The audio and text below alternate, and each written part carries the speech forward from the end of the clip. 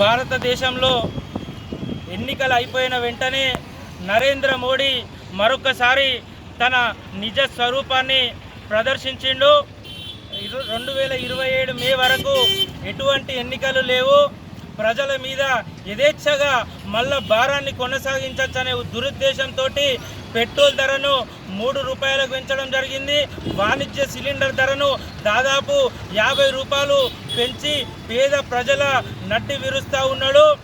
మోడీ అచ్చేది నాగయ్య అనుకుంటేనే భారతదేశాన్ని సంక్షోభంలోకి నెట్టేటటువంటి దుర్మార్గపు పాలన కొనసాగిస్తూ ఉన్నాడు.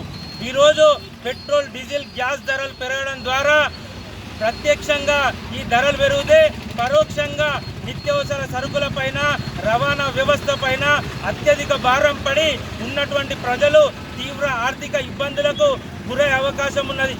భారతదేశంలో ఎన్నికలు రాగానే నరేంద్ర మోడీ చెప్పే మాటలకు, ఎన్నికలు అయిపోయిన తర్వాత వాళ్ళు పాటించేటటువంటి విధానాలకు ఎక్కడ కూడా సంబంధం లేదు.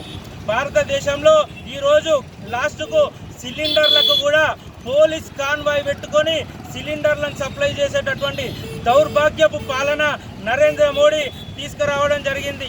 భారత కమ్యూనిస్టు పార్టీ ఆధ్వర్యంలో పెరిగిన పెట్రోల్, డీజిల్ ధరలను తగ్గించాలని చెప్పి ఈరోజు నిరసన కార్యక్రమం చేయడం జరుగుతుంది.